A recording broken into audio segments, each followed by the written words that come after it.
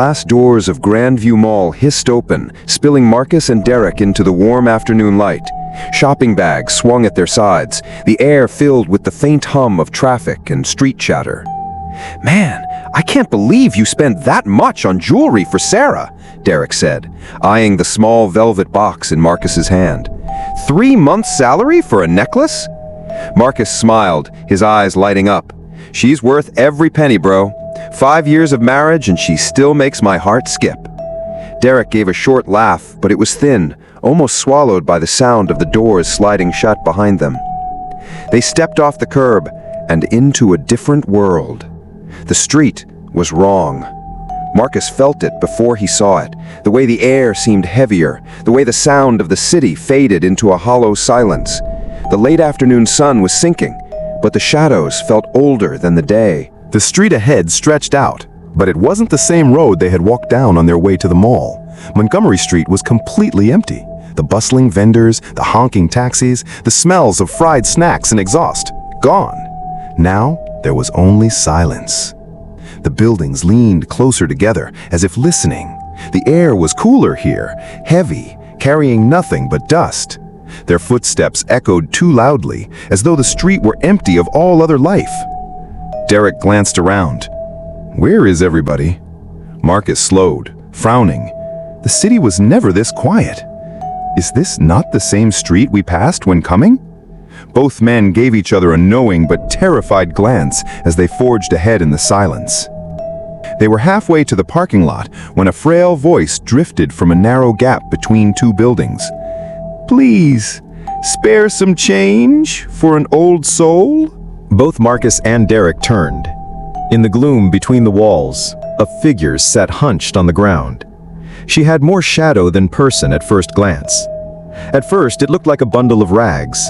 But then she moved, and her head lifted. Her skin was the color of weathered wood, stretched tight over sharp bones. Strands of gray hair clung to her face, framing eyes so milky they seemed blind. And yet, when they fixed on Marcus, he felt the strange, cold certainty that she could see him perfectly. Derek shifted uneasily. "Come on, man, let's just go." But Marcus's chest tightened with pity. He stepped closer to the old woman, the sound of his shoes on the pavement suddenly loud in the hush. "Here," he said, pulling out his wallet. Without hesitation, he placed a crisp $50 bill into her frail hand. Her fingers closed around his with surprising strength, ice cold and dry as paper. When their hands touched, for just a moment, Marcus felt an electric chill run up his arm. "God bless you, child," the old woman whispered, her voice rasping like dry leaves. Then her mouth twisted into something that wasn't quite a smile. "Your kindness will be rewarded." The way she said it made Marcus's skin prickle. It didn't sound like a blessing. It sounded like a promise. He pulled his hand back, forcing a polite nod before walking away.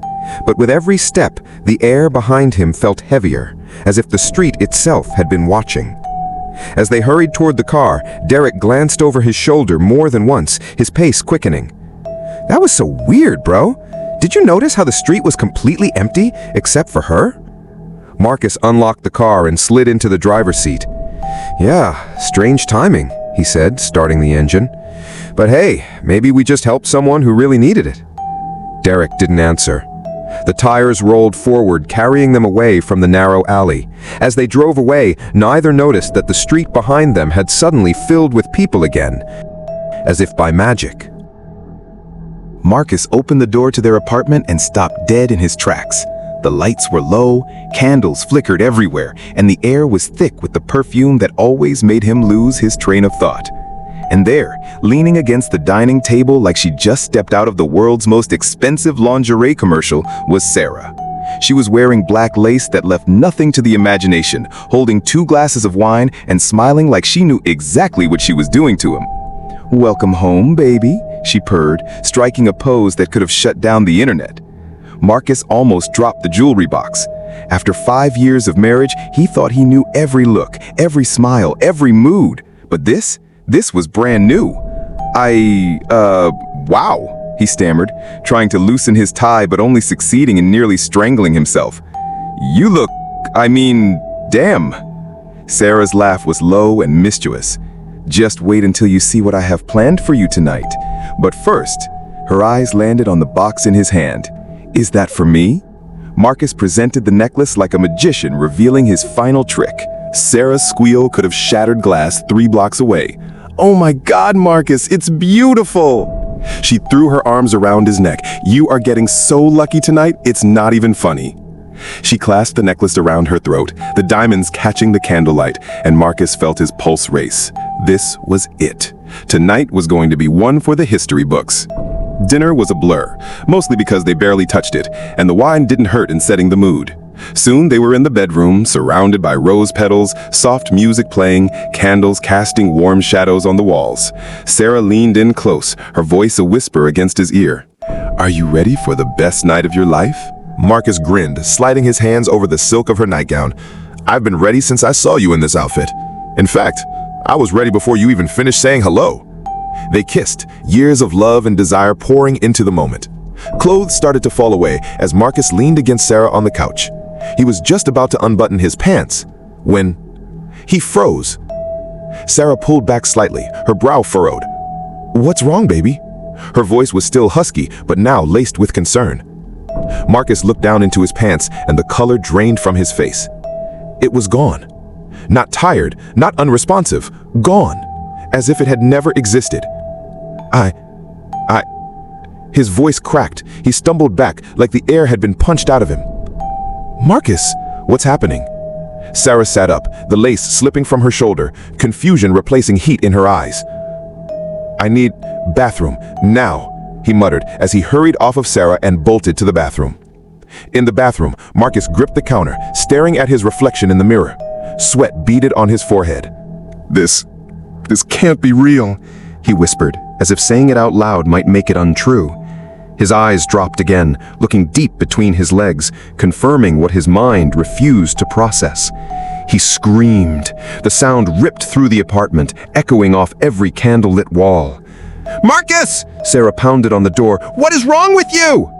And there she was, alone on the couch, still in her sexiest lingerie, surrounded by rose petals and flickering candles, with no idea why her husband had just run away screaming in the middle of the most romantic night of their lives. Marcus's hand shook so badly, he nearly dropped the phone as he dialed Derek's number. Bro, you need to come over, now! His voice was raw, uneven. It's 11 p.m., man. What's going on?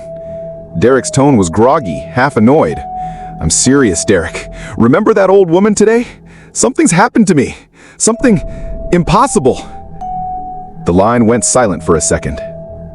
I'm on my way, Derek said. No hesitation, no questions. When Derek arrived, Marcus was pacing the living room like a trapped animal. His skin was pale, eyes wide, every muscle taut with panic. It's gone, Derek. Completely gone. Marcus swallowed hard, unable to say the words outright. I gave her money, and now... He stopped. The sentence died in his throat. For a moment, Derek just looked at him, the weight of the situation settling over them both like a cold fog. Then he placed a hand on Marcus's shoulder. We're finding her, tonight. Whatever she did, we're getting it reversed. Marcus nodded slowly, bowing his head. Not out of shame, but out of the sheer faith and confidence he had in his friend. Derek wasn't just a friend. He was the one man who had stood between Marcus and the world's ugliness before, and won. The hunt began. They retraced Marcus's steps to the mall, asking questions that got too many sidelong glances and too few answers. Vendors shook their heads. Shopkeepers avoided their eyes. Street kids scattered at the mention of her description. For 4 long days, they stalked the city's arteries, through marketplaces and back alleys, into corners where the air tasted stale and the light didn't reach. Marcus barely ate, he barely slept, but Derek stayed at his side, his gaze scanning every shadow as if he could peel the darkness open with his eyes. By the 5th day, Marcus was running on fumes. As the late sun spilled molten gold over the cracked pavement, he glanced at Derek, still walking close by his side, still unshaken, still searching for a solution for him. That was when the memory returned, uninvited, but sharp as a blade. 10 years ago. He'd been chasing a stray puppy and lost his way. That's how Marcus ended up on that street. The poor people's quarters, a place where polished roads gave way to dirt, tin, and eyes that measured strangers like prey. "Well, well, a prince in shiny shoes," a tall boy with a scar said, circling Marcus like a shark. Marcus looked down at his spotless sneakers, white leather, fresh from overseas.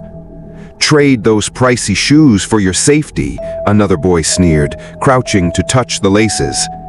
Marcus hesitated, then bent to untie them. "You can have them if you want. I did not come here to fight. I only need to find my puppy," Marcus said, handing over his shoes without a grudge. But that single act of kindness bought him no safety. Suddenly, strange hands shoved him from behind. The shoving quickly turned to punches, sharp and fast. "Leave him alone!" A voice cut through the noise. A wiry boy stepped into the circle, barefoot, slender but unshakable. Derek. "Back off, Derek," the leader of the gang growled. "This isn't your business." "It is now," Derek said, stepping in front of Marcus, arms wide like a shield. The first punch slammed into Derek's ribs, then another to his shoulder. Marcus stayed hunched, confused, until he realized the blows weren't landing on him anymore. Derek was taking them. All of them. "Stop, please!" Marcus shouted, but the boys only laughed and kept swinging. Derek stood his ground until finally the gang drifted away, one of them slinging Marcus's shoes over his shoulder like a trophy. When they left, Marcus dropped to his knees beside Derek, whose lip was split and breathing ragged. Why would you do that? You don't even know me." Derek spat blood to the side, forcing a grin. "You gave them your shoes without a fight. That told me enough. You're not built for this kind of place, but I am. I thought I could take it better than you." Marcus's voice was thick. "I don't know how to thank you." "Start with your name," Derek said, wincing as he tried to sit up. "Marcus, and I mean it. I owe you more than I can ever repay." That day, Marcus took Derek home. His parents, shocked and impressed by the boy's courage, welcomed him like family. They paid for Derek's schooling, sent him to university, and even arranged a job for him, all because Marcus insisted. From that day on, Marcus and Derek became inseparable. Back to the present. Now, years later, both men walked side by side again, through streets just as rough as the one where they first met, though, but in a different part of the city, searching for a woman most people would have run from. "You know we'll find her," Derek said, his tone steady, his eyes sweeping the dark corners of the alley. "Like I told you back then, we ride together and die together." Marcus gave a small nod, and remembering that day, he believed him. They both continued to forge ahead, with determination etched upon their hearts. There was no going back. They were going to find that wretched witch and undo this evil, no matter the cost. As they paced Montgomery Street for the 11th time under the scourging sun, scanning every corner of the street with their eyes, what neither of them noticed was the figure, watching them from across the street. The same figure they'd been searching for. And as they passed, she smiled. On the 5th day, Marcus froze mid-step. There she was, sitting in the exact same spot where they had first seen her. The same crooked back, the same filthy shawl, the same stillness, as though the days between had never happened. "I've been waiting for you," the woman said, her voice a papery whisper. The toothless smile that followed carved ice straight into Marcus's spine. Derek's hand instinctively brushed his friend's arm, but Marcus was already moving forward. He fell to his knees right there on the empty sidewalk. "Please," he pleaded, his voice cracking. "I gave you money out of kindness. Why have you done this to me?" The old woman's lips curled into something between a grin and a snarl. "Follow me, young man. Your friend can wait here." Derek stepped forward. "If he goes, I go." But the look the woman shot him, it wasn't anger, It was worse. It was as if she could see through him, down to some place in his soul even he didn't want to visit. Derek stopped cold. Marcus glanced back, heart pounding, before following her into a narrow alley. But this wasn't the same alley as before. This one seemed to stretch on far too long for the block they were in. Every step they took, the light from the street behind them grew dimmer, as if swallowed. At last, they stopped in front of a house that should not have been standing. All rotted beams and sagging roof, the windows nothing but black, gaping holes. Inside, the air was thick. Stale herbs and something far less natural clung to Marcus's throat like damp cloth. Candles guttered in the corners, each flame throwing misshapen shadows on walls etched with strange, curling symbols. The old woman lowered herself into a creaking chair, the wood groaning under her weight. "Your manhood can be restored," she rasped, "but everything has a price." From the farthest shadow, something moved. A figure stepped forward, a young woman, or what had once been a young woman. Her skin was bone white, stretched thin, her eyes two glassy hollows that did not blink. When she smiled, Marcus felt his stomach twist violently. There were no teeth, no tongue, only a black, endless pit. "You must kiss my daughter," the old woman said. "Kiss her with passion, as you would kiss your beloved. Do this, and your manhood will return." Marcus stumbled back, bile rising in his throat. "I can't. I won't betray my wife like this." The woman's smile widened, slow and knowing. "Then remain as you are," she said simply, her voice a death knell in the dim light. "The choice is yours." Marcus emerged from the alley, not as a man, but as a ghost, haunting its own body. The vibrant pulse of the city, the distant wail of a siren, the smell of street food, the hum of electricity felt like a dream he was no longer part of. The only reality was the suffocating, stale air of the hovel he'd left behind, a scent that now seemed permanently stitched into the back of his throat. Derek grabbed his arm, and the solid, living warmth of his friend's hand was a shock. "Marcus, talk to me. What was the price?" Marcus looked at Derek, his oldest friend, his brother, and could not put into words what he had just witnessed. How could he explain the sight of a mouth that was a black, hollow void? How could he describe a choice that was not a choice at all, but a damnation? His voice was a dry rasp, fragile as dead leaves. "There was a girl, or the shape of one. And the price, Derek, the price is a piece of my soul." He didn't tell it like a story. He gave it to Derek in broken, visceral fragments. The bone-white skin, the glassy eyes that saw nothing, the command to kiss that which was not alive, not with comfort, but with the passion he reserved for Sarah. With every word, he felt the filth of the memory crawling back up his throat. Derek did not flinch. He did not recoil in horror. He simply listened, his face a mask of grim focus, as if Marcus were a general describing the battlefield. When Marcus fell silent, shaking, Derek's response was not one of sympathy, but of strategy. "Then you do it," he said, his voice quiet but absolute. Marcus stared, disbelief warring with the nausea rising in his gut. "You don't understand. It's a betrayal. It would stain me. It would stain everything I have with Sarah." "No," Derek countered, his tone hardening into the cold steel Marcus had relied on his whole life. "You're looking at it wrong. This isn't about you. This is about her. This thing, this curse, it's a cancer. You either cut it out or you let it kill everything. Your marriage, your future, the man Sarah loves. The cut is ugly. It's going to hurt, but it's the only way to save the patient." He leaned closer, his voice dropping to a low, urgent whisper that shut out the rest of the world. "Think of it as a debt. You pay it in the dark where no one can see, and you walk back into the light, whole, for her. You carry the burden of the memory so she can have the man she married. It's a sacrifice. That's what love is, isn't it?" The words were a bitter medicine, wrapped in the logic of love and loyalty. Derek was twisting the grotesque act into one of noble suffering. Marcus felt his defenses beginning to crumble under the weight of that terrible, compelling reasoning. This was Derek, the boy who took punches for him, now telling him how to endure a blow to his very soul. Marcus stumbled back, the weight of his friend's words pressing down on him. He needed air, but every breath he took tasted of dust and decay. I need to think, Marcus stammered. They got into the car, and as they drove through the silent city night, the monstrous choice weighed on him like a tombstone. To defile his love for Sarah in order to save it. To destroy a part of himself to become whole again. He was trapped, and the only key was an act of damnation. He stumbled through the front door like a man returning from a long, terrible war, which in a way he was. He was met with Sarah's disturbing glance.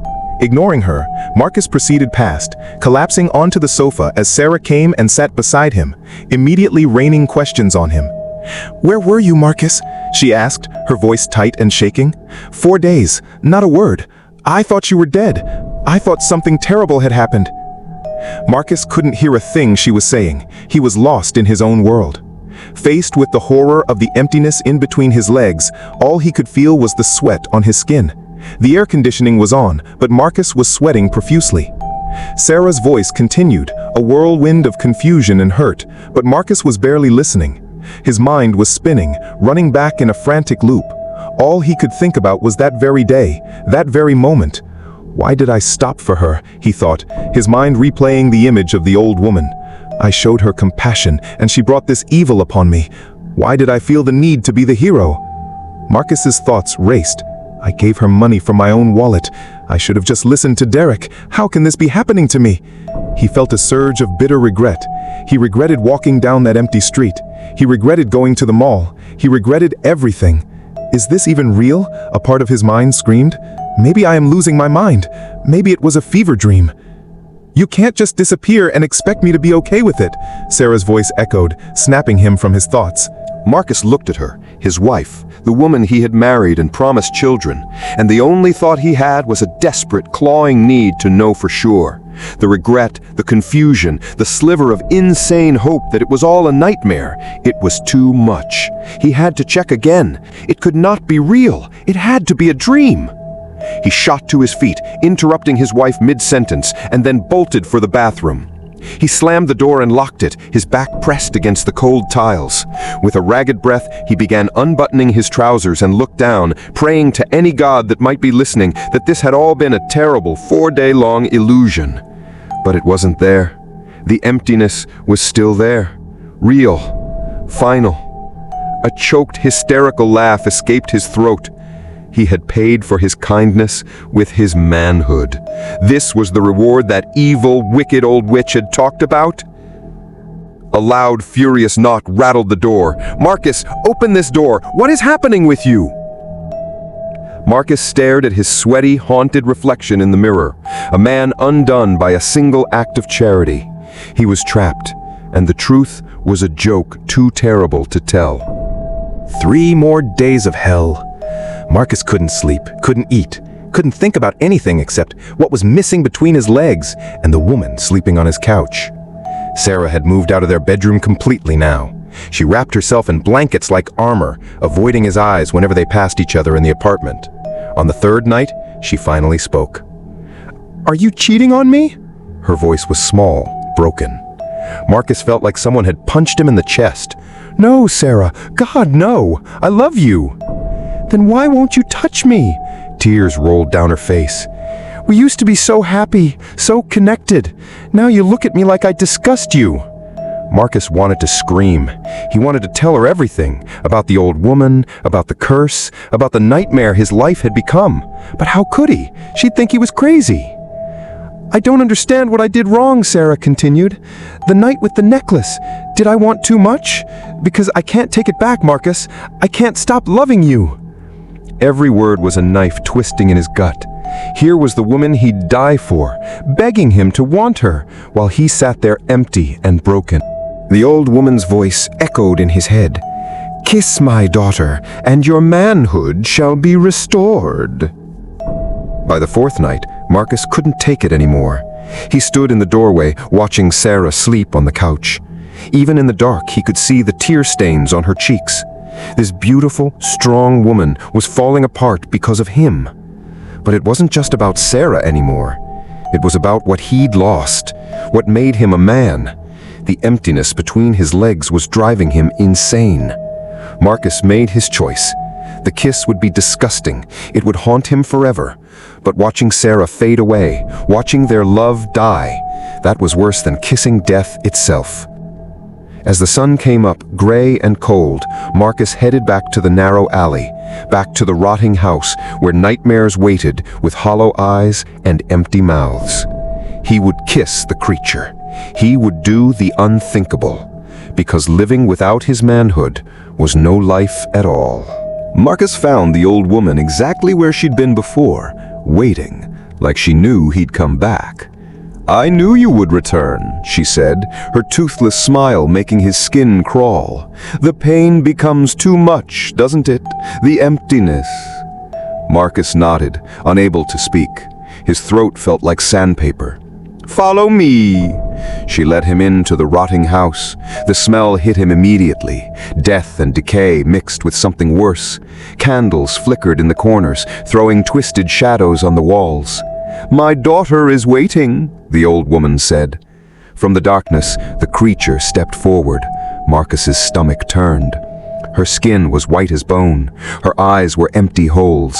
And when she smiled, Marcus saw the black void where her mouth should be.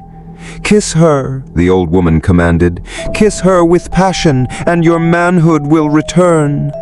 Marcus stared at the thing in front of him. This wasn't human. This was death wearing a woman's shape. But between his legs, there was nothing. Just emptiness. Just shame.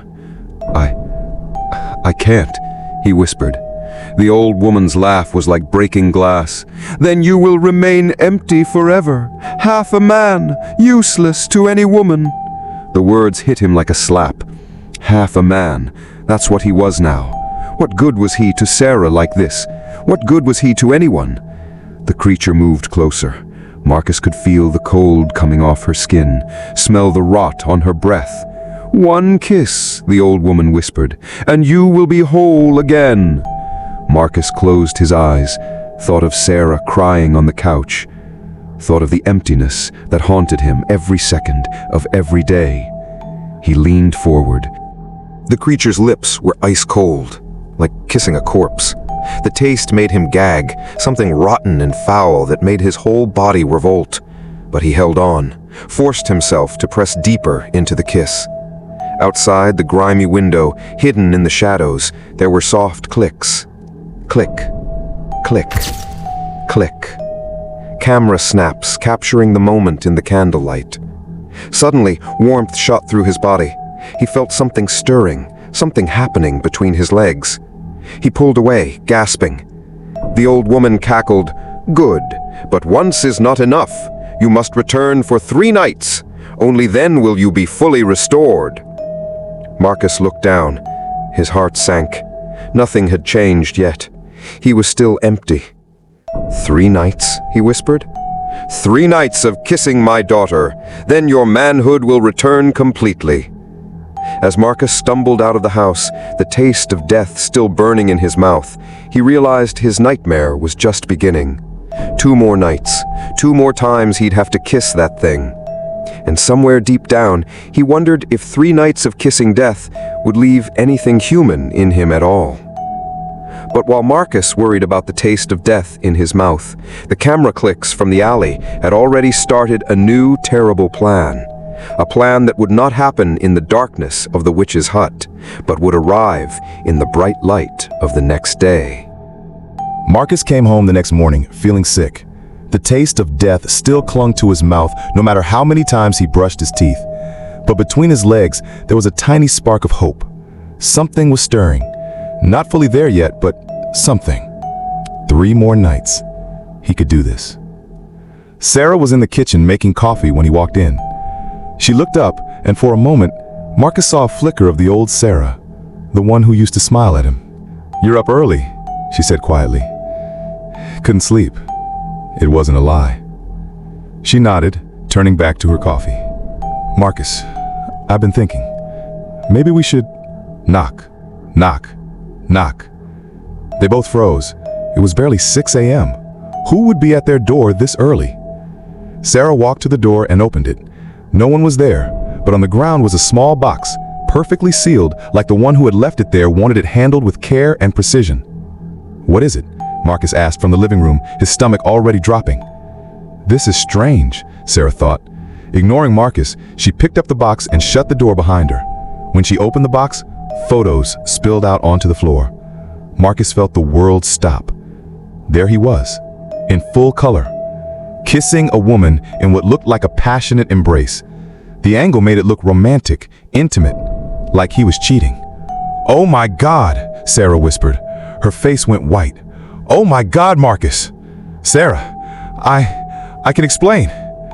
"Explain what?" She held up one of the photos with shaking hands. "Explain. How you are kissing another woman while I'm at home crying myself to sleep." Marcus stared at the photos in horror. They were taken from outside the window. The candlelight made everything look soft and romantic instead of the nightmare it really was. You couldn't see the creature's hollow eyes or empty mouth. She just looked like a beautiful woman. "It's not what it looks like," Marcus said desperately. "Really?" Sarah's voice was rising. "Because it looks like my husband of 5 years is cheating on me with some woman while I beg him to touch me. Sarah, please, how long?" she demanded. "How long have you been seeing her?" Marcus opened his mouth, but no words came. How could he explain? How could he tell her about the curse, about the creature, about the missing piece of himself that drove him to that horrible choice? "I defended you," Sarah said, tears streaming down her face. "When people said they saw you acting strange, I told them they were wrong. I said you would never do this to me." Marcus felt his chest tighten. "What people? It doesn't matter now." Sarah picked up another photo. "The proof is right here." "I trusted you completely," Sarah continued. "I thought maybe you were sick or stressed but you were just cheating on me." She threw the photos at him. They scattered across the floor like pieces of his shattered life. "Sarah, you don't understand." "I understand perfectly." She was already heading for the bedroom. "I'm going to my sister's place. You'll never see me again," Sarah said with tears-filled eyes as she packed her things and left the Marcus to the house alone. Marcus watched her pack through the doorway. 5 years of love, 5 years of trust, gone because of photos that told a lie. But the worst part? He still had 3 more nights to go. 3 more nights of kissing death while the woman he loved thought he was betraying her. And somewhere in the shadows, someone was watching. Someone had taken those photos. Someone who wanted to destroy his life. Thank you so much for watching. Please do not forget to subscribe to the channel, leave a like, and share your thought on this story. Until we meet again, stay blessed, and I'll see you in our next story.